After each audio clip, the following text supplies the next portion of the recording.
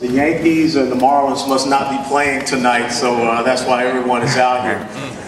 Before we get started, I want to read a little something and share it with you that's very near and dear to my heart and everyone that has ever worn a uniform of a United States military member, and that's this setup that is here.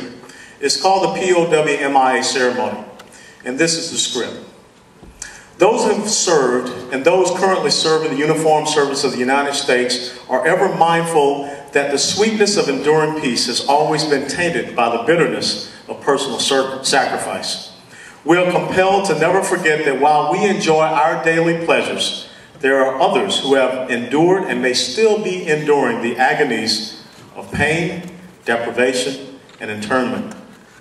Before we begin today, we will pause to recognize our POWs and our MIAs. We call your attention to this small table at my left front, which occupies a place of dignity and honor near the podium. It is set for one, symbolizing the fact that members of our armed forces are missing from our ranks. They are referred to as POWs and MIAs, and I call them my comrades. They are unable to be with their loved ones and families tonight, so we join together to pay our humble tribute to them and bear witness to their continued absence. This table set for one is small, symbolizing the frailty of one prisoner, alone against his or her suppressors. It is round, signifying our unity and purpose to determine their fate. The tablecloth is white, symbolic of the purity of their intentions to respond to their country's call to arms.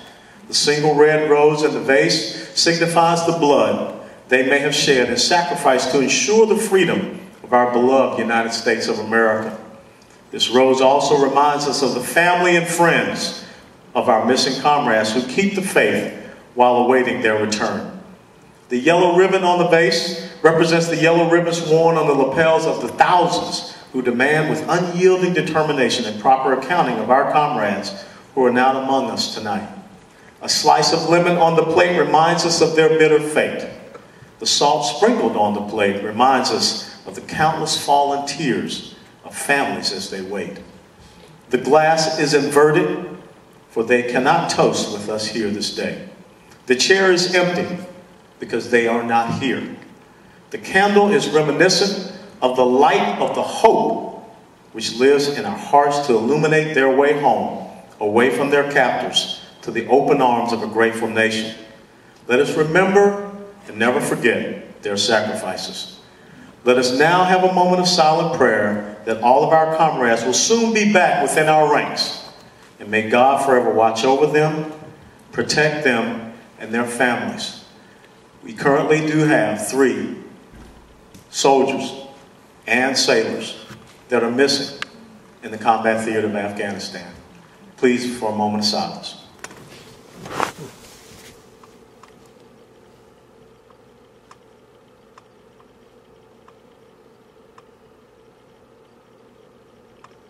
Thank you very much. Okay, why are we here? We're here to talk about something that's near and dear to our hearts. And what's near and dear to our hearts is definitely, without a doubt, the economic situation here in the United States of America, which is also part of the job situation, also part of the future and the legacy of this great constitutional republic. And I think it's so important that we come out and have these town hall meetings, because this is not about me so much giving a speech, but it is about me providing you information. Because I think one of the responsibilities that I have in seeking to be your representative, and hopefully being your representative, is to keep you informed so that you know what is happening in your country, so that you can be able to make the right type of decisions. So today, this evening, what I want to do is share some thoughts, share some research that I've done for you. And I want to start out with a couple of quotes. First quote is one that I carry with me all the time. And I think you will find it pretty interesting.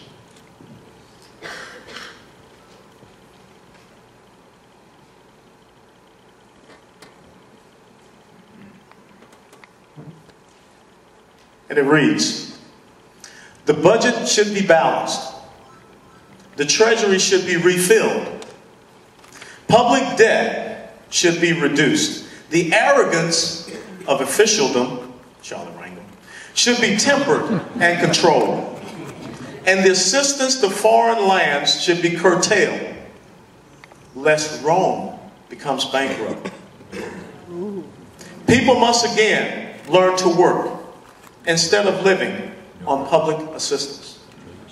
Marcus Cicero, 55 BC. And another quote that brings us to where we are today. Tax reduction thus sets off a process that can bring gains for everyone. Gains won by marshaling resources that would otherwise stand idle. Workers without jobs and farm and factory capacity without markets. Yet many taxpayers seem prepared to deny the nation the fruits of tax reduction because they question the financial soundness of reducing taxes when the federal budget is already in deficit. Let me make clear why in today's economy, fiscal prudence and responsibility call for tax reduction, even if it temporarily enlarges the federal deficit. While reducing taxes is the best way open to us to increase revenues. That was the economic report of the President John Fitzgerald Kennedy. And that's where I want to start. You know, Arthur Laffer had a great article today that I think really brings this home to point. And that's what I want to share with you. Some of these statistics that he laid out. Since 1978, the United States has cut the marginal earned income tax rate to 35% from 50%. The highest capital gains tax rate has been brought down to 15% from about 50%. And the highest dividend tax rate has been brought down to 15% from what was once 70%. President Clinton even cut the highest marginal tax rate on long-term capital gains from the sale of owner-occupied homes to 0% for almost all home owners. And we've also cut just about every income tax rate.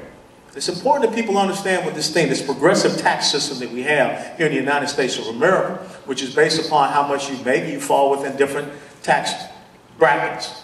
And understand something, this statistic that came out in March of this year, 47% of Americans don't pay federal income taxes.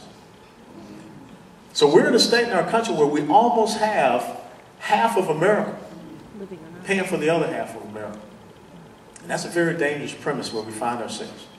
But during this era of tax cuts, income tax receipts from the top 1% of income earners, you know, those people that they call rich, the people that they want to demonize, you know, I don't call them rich, I call them the employers.